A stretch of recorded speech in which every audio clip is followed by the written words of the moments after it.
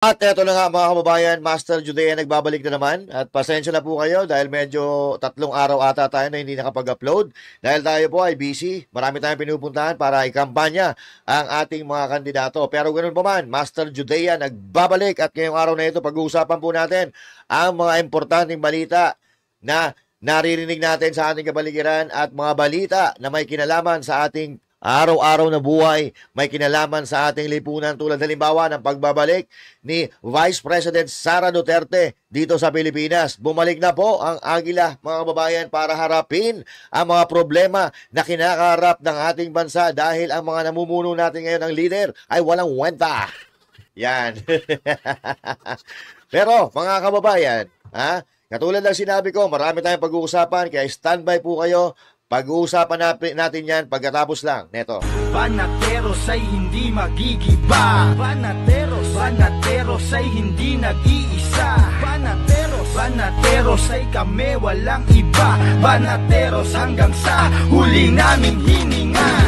Yan ang banateros, walang inuurungan. Pag tama palakpakan, pag mali ay babanatan. Yan ang banateros, boses ng ordinaryo Pilipino. Banateros ay walang makakaawan.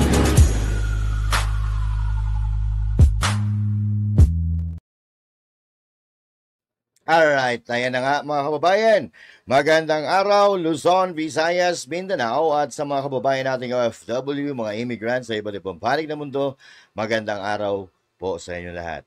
So ito na ba ang tinatawag natin na a day or a time of reckoning? Ito na ba ang pagsingil sa mga katiwalian at kabulastugan na ginagawa ng ating mga leader sa ating bayan at sa lipunan?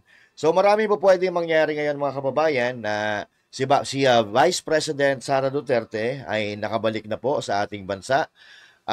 Galing doon sa Netherlands, sa The Hague, kung saan inasikaso niya ang ating pinakamamahal na Pangulo na napakagaling, si President Rodrigo Roa Duterte.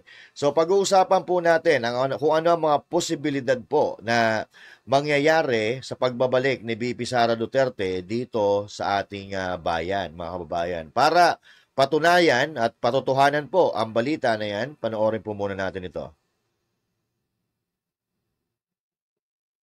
Isang buwang pananatili sa nakabalik na po sa bansa si Vice President Sara Duterte matapos nga ang halos isang buwang pananatili sa the Netherlands. Ayon sa Office of the Vice President, mag-aalas 10 kagabi nang lumapag sa Ninoy Aquino International Airport ang commercial flight na sinakyan ng Vice Presidente.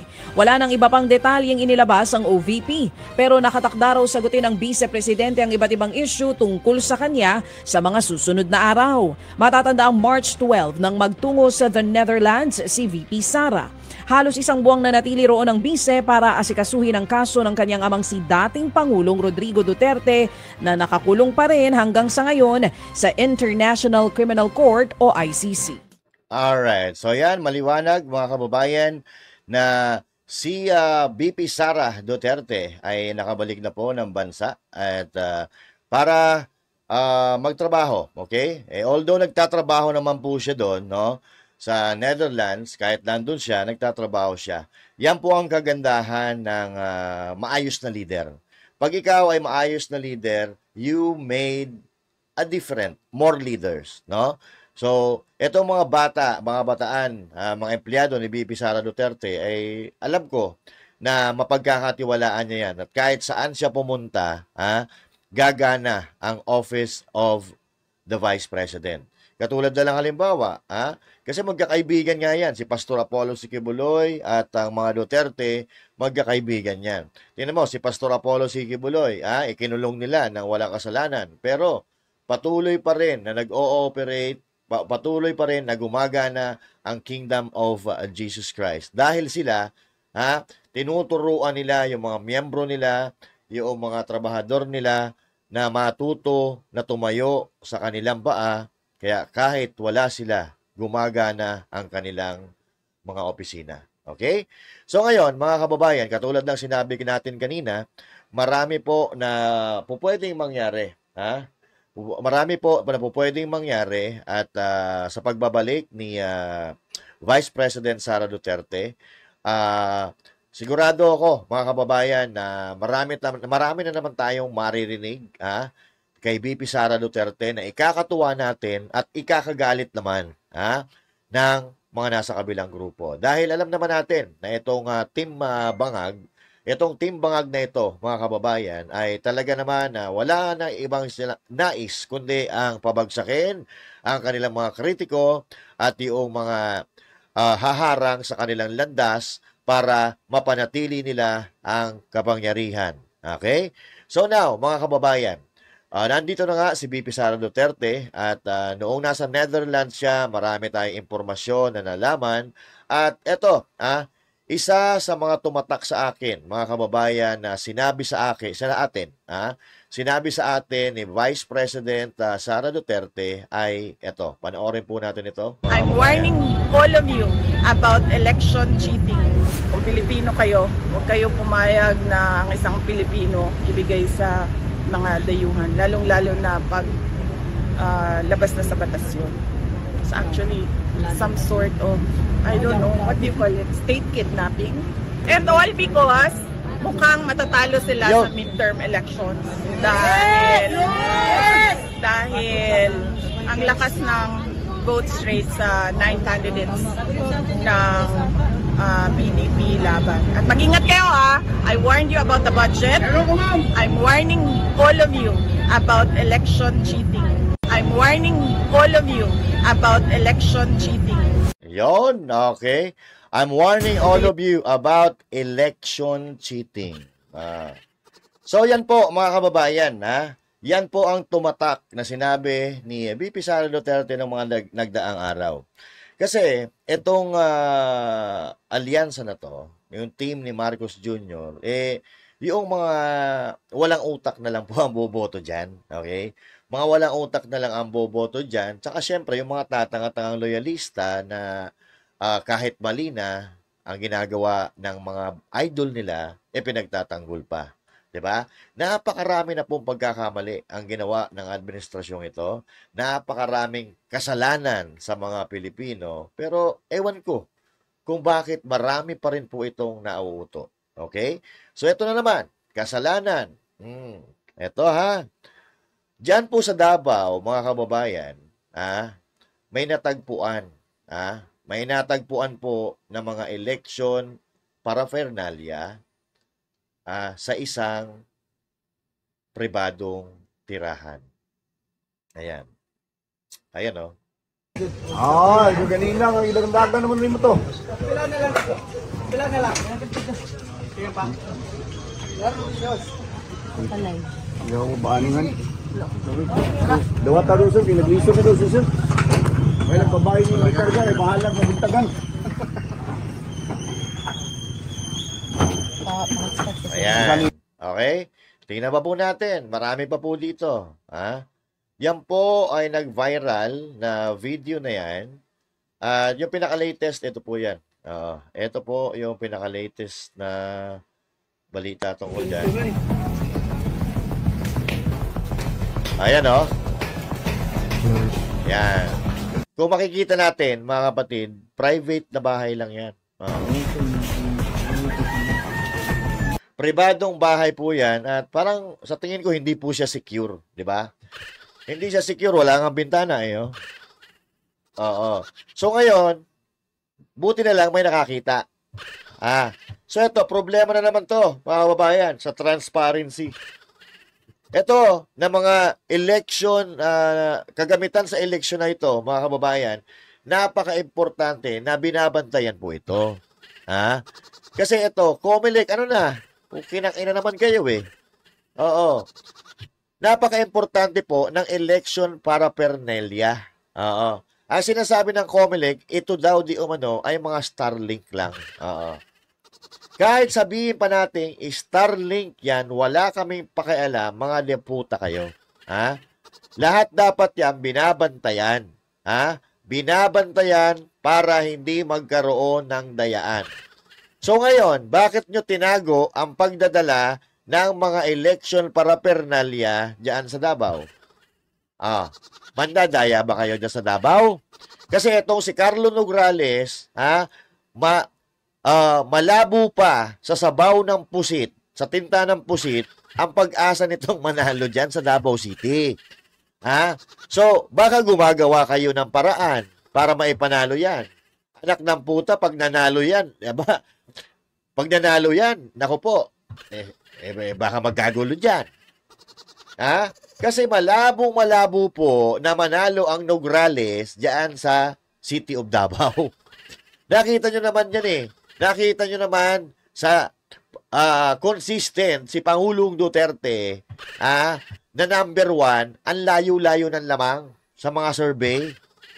Oh, naniniwala nga kami sa mga pa-survey ninyo eh. Oo. 'Di ba? Oh, yung survey sa Davao City, napakalayo ng lamang. Ang hirap habulin 'yan.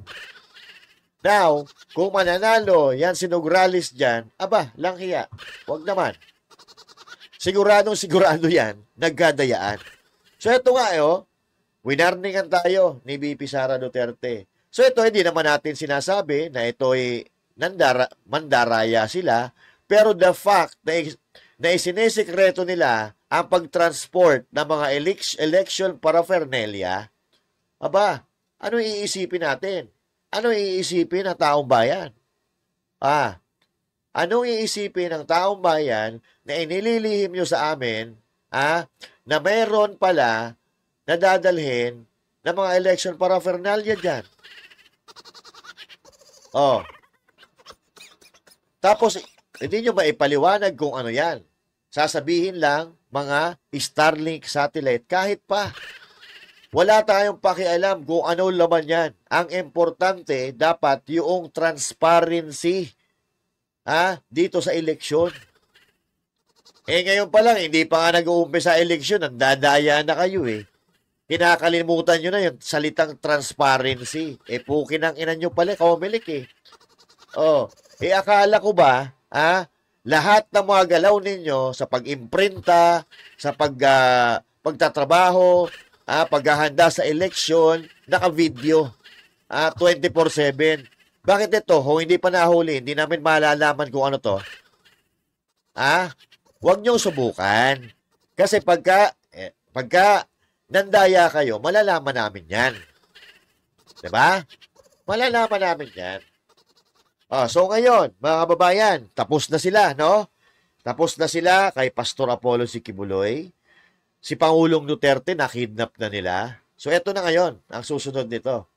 Ang susunod nito, i-impeach na nila si VP Sara Duterte. Yan po ang susunod dyan, mga kababayan. Dahil sinabi na po ni Senator Bato de la Rosa yan eh. Hindi na po bago sa atin yan. At maging tayo mismo, alam na natin na kung ano ang susunod na gagawin ng mga yan. Eto. Yung impeachment ni VP Sara, ngayon nakita nila, ito is very reliable information ito nakita nila na medyo lumakas yung sipa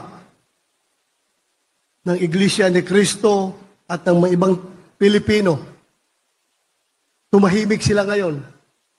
Tumahimik in the sense na hindi pinatakbo yung impeachment. Pero alam niyo anong plano nila. Right after election, kung saan hindi na nila kinakailangan yung suporta ng iglesia at ng mga taong matitino. We still have, after election, we still have ample time, around 2 weeks of session days. Iraratsada nila yan. Pipirmahan nila yan lahat. Kasi nakapag-commit na yan sila Pipirmahan nila yan. Pagpirma nila, once ma-impeach si VP Sara sa lower house, ipasa kagad nila sa amin sa Senado para magkakaroon ng trial. Kami naman, since makarating yung impeachment complaint sa amin, yung articles of impeachment, makarating sa amin before the adjournment. Kasi mag-adjourn yung 19th session is before. Oo po, yung mga bagong nahalal, di ba? So kahit na natalo na yung iba sa eleksyon o nanalo man, obligado kaming entertainin yung impeachment nila. So once naipasa sa amin yan, constitutional duty ng Senado na talagang patakbuhin yung trial. So kahit na ma-adjourn ang 19th Congress, kung nagsimula na yung impeachment nila, merong mga nagbabaring school of thought. Merong nagsasabi na tapos na. Pero ang kanilang hinahawakan ngayon ay impeachment is a continuing duty ng Senado. Kahit na ito'y ma-adjourn daw, once na file ang complaint at nagsimula na yung hearing, tuloy-tuloy daw yan. So yun ngayon ang kanilang plano. Kaya kailangan talaga na dadami tayo doon sa Senado. Yon. Yun ang sinasabi natin lagi, mga kababayan. So, itutuloy nila ito. Ha? Itutuloy po nila ang impeachment kay BP Sara Duterte. At yon, nabanggit po dito ang Iglesia ni Cristo, no? Yung Iglesia ni Cristo, mga kababayan, ay may mga ugong-ugong po, no? May mga ugong-ugong na medyo igagaya ata dito sa KOJC, ang Iglesia ni Cristo. Yan po ay mga ugong-ugong lang naman, pero wag naman po sana kasi Iglesia ni Cristo na po yan eh. Yung KOJC, kilala ko sila, kilala namin sila, pero yung mga Iglesia ni Cristo, hindi po natin kilala. Pero hindi po imposible, no? Hindi po imposible na mangyari yan kasi nga lahat ng mga bumabangga sa administrasyon na ito, sa lahat ng mga bumabangga sa administrasyon na ito ay talagang kinakana po nila. Binabangga nila, dinudurog nila. At alam naman po natin na yung rally ng Iglesia ni Cristo, yung rally ng Iglesia ni Cristo ay medyo may leaning po yun kay kay Vice President Sara Duterte. Okay? Hindi sila pumapayag na i-impeach si BP Sara Duterte. Pero itong mga lamudyo na ito, gustong-gusto nilang i-impeach si BP Sara Duterte. At may nakausap tayo na isang politiko din, mga kababayan, na maraming kaibigan ng mga kongresista. Ito ang sabi nila. May nakausap daw siya ng mga kongresista na talagang tutuluyan nila si BP Sara Duterte. Tutuluyan nila si BP Sara Duterte dahil kapag hindi daw nila tinuluyan si BP Sara Duterte ay makukulong silang lahat. Ayan. Doon pa lang sa statement na yon, mga kababayan, na makukulong silang lahat. So, ibig sabihin, meron po silang ginawang kasalanan. Okay? Kasi bakit ka naman makukulong kung wala kang ginawang kasalanan? Okay? And we know for a fact that lahat ng mga ginagawa nitong mga nasa administrasyon ngayon ay talagang labag sa kautusan ng batas ng Pilipinas. Kaya nga nila sinabi yun eh. May nagsabi sa akin lang naman na tutuluyan namin si BP Sara Duterte dahil kung hindi namin siya tutuluyan, makukulong kami. Sila mismo, alam nila na may ginawa silang mali. Kasi kung bakit ikaw ay makukulong dahil meron kang ginawang kasalanan. At yan po, ang matagal na po nating sinasabi, mga kababayan. Yan po ang matagal na nating sinasabi na nangyayari na mga kabulastugan, mga paglabag sa batas na akala mo sila na talaga ang batas ng Pilipinas. Okay? So, dito makikita natin, mga kababayan, kung gaano tayo pinaglololoko ng gobyerno. Pero, natutuwa naman ako. Natutuwa naman ako dahil yung mga Pilipino ay gising na. Gising na po ang mga Pilipino at hindi na basta-basta naniniwala sa mga black propaganda at hindi na naniniwala po sa kanila. Dahil yung mga Pilipino, naramdaman po nila yung panunungkulan ng Administrasyon Duterte at yung pagtatrabaho ni President Duterte. ipinakita sa atin ng Administrasyong Duterte na kapag matino ang namumuno, may mangyayaring maganda sa bansang Pilipinas. So nakadepende talaga sa leader. Hindi sa politiko. Kasi ang politiko ang gusto lang naman yan magpayaman. Pero pag leader, ang gusto ng isang leader, makagawa siya ng maraming leader para maging maganda ang komunidad, para maging maganda ang bansa sa pagtutulungan ng maraming leader. At dahil nga maganda yung pinakita ni President Duterte, sumusuporta ngayon ang taong bayan sa mga Duterte candidates. Katulad dito. Ito mga kababayan.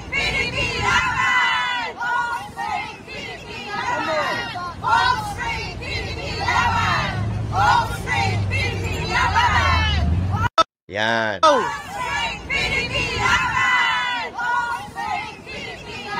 Yan. Vote straight, PDP laban. Yan. Yan po mga kababayan ay mga kababayan nating OFW sa iba't ibang panig ng mundo. Ngayon, ipapakita ko lang itong dyan sa Times Square. Pero buong mundo, mga kababayan, ay sumusuporta sa PDP laban.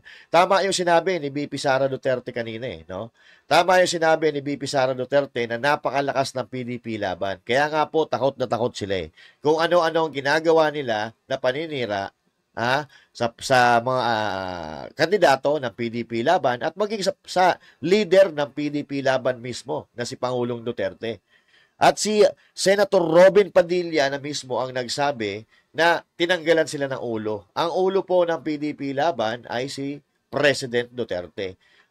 Gusto nilang ilayo si President Duterte sa kanyang mga kandidato para kahit papaano ay humina ang kanyang mga kandidato.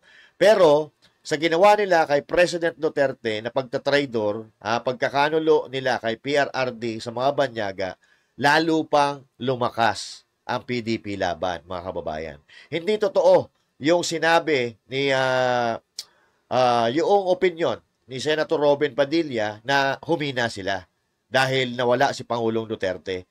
Well, yung presence ni Pangulong Duterte is actually, napaka-importante nun. Napaka-importante ng presence ni Pangulong Duterte sa mga rally ng PDP laban.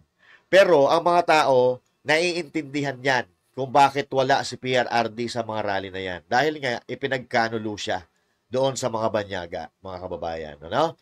Okay, ipinagkanulo po siya. Kaya, ibig sabihin nun, hindi talaga siya makakapag-participate dyan sa mga rally-rally. Not unless makauwi siya din sa Pilipinas. At ito, isa pa mga kababayan, gusto ko lang po idiin itong kandidatura ni Pastor Apollo si Kibuloy.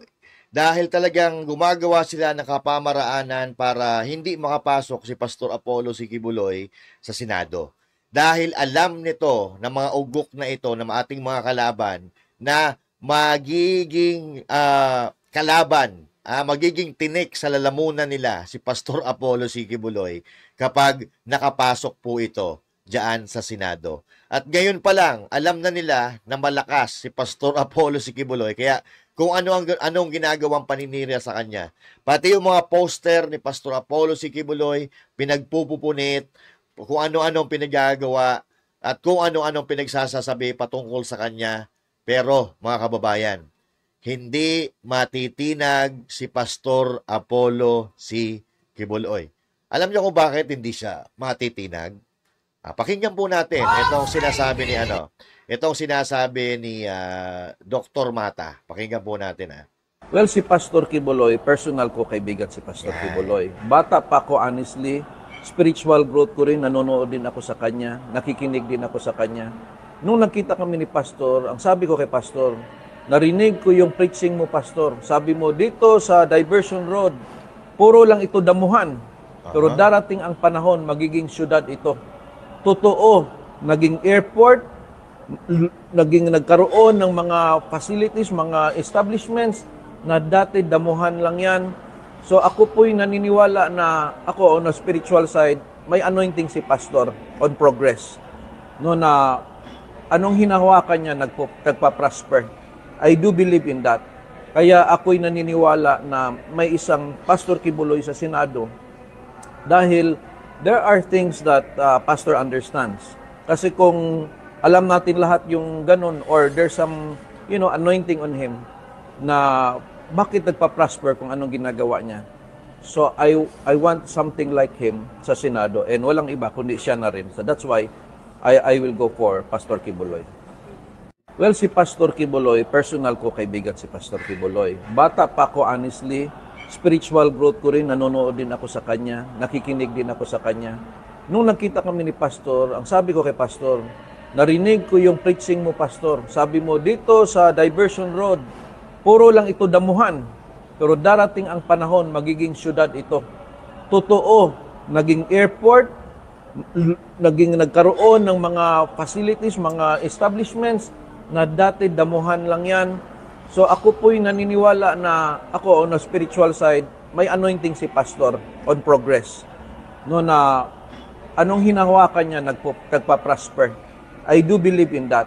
Kaya ako'y naniniwala na may isang Pastor Quiboloy sa Senado dahil there are things that Pastor understands. Kasi kung alam natin lahat yung ganun or there's some, anointing on him na bakit nagpa-prosper kung anong ginagawa niya. So I want something like him sa Senado and walang iba kundi siya na rin. So that's why I will go for Pastor Quiboloy. Well, si Pastor Quiboloy, personal ko kaibigan si Pastor Quiboloy. Bata pa ako, honestly, spiritual growth ko rin, nanonood din ako sa kanya, nakikinig din ako sa kanya.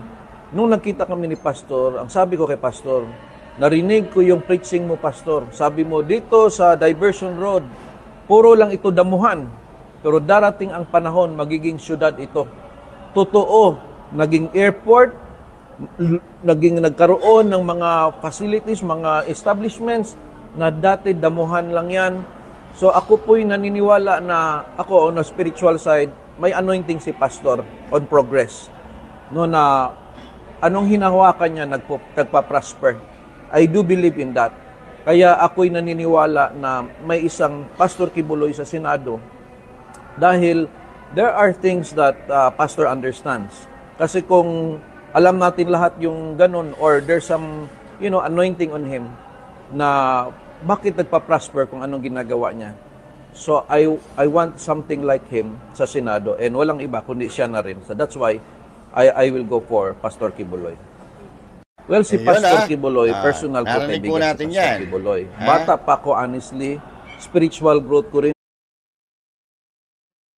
At syempre, yan po si Dr. Mata. Okay? Suportahan din po natin yan. At yan po ay adopted ng PDP laban. Dr. Mata po. At syempre, si BP Sara Duterte, mayroon din gustong ipakiusap sa inyo, mga kababayan. Ito, panoorin po natin. Unang-una na si Senator Bongo, si Senator Bato de la Rosa, si Senator J.B. Hinlo, si Senator Raul Lambino, si Senator Jimmy Bondoc, si Senator Philip Salvador. At meron po silang mga guest candidates napakahalaga dahil kailangan yung 10 ay maalala ninyo. Si Senator Vic Rodriguez, si Senator Rodante Marcoleta, si Senator Richard Mata, and of course, si Senator Pastor Apollo Quiboloy. Isipin po natin na marami silang magagawa para sa ating bayan. Unang-una na lang ay baguhin ang muka ng governance and government sa ating bayan. Maraming salamat sa inyo dahil sinuportahan ninyo ang panawagan ng PDP na itong 10 ang iboto para sa Senado ngayong darating na halalan sa buwan ng Mayo with regard to their senator slate. Ayun. Okay. Ay, ano yun? Biglang may tumawa. Oh. Okay, so yan. Narinig naman po natin. At of course, mga kapatid, hindi lang yan. Siyempre, yung si Mayor Baste Duterte, meron din yan eh. Saan ba yun? Wala yung si Mayor Baste eh. Mayor Baste. Ay, etong kay Mayor Baste eh, pinopromote niya na dito sa BP Sara eh. Karong 2028, og manuoy Ginoong mosugot, Basin na sa kasing-kasing ni Inday Sara Duterte, magkabutang na putang presidente nga magpadayon sa plataforma ni Roque Duterte.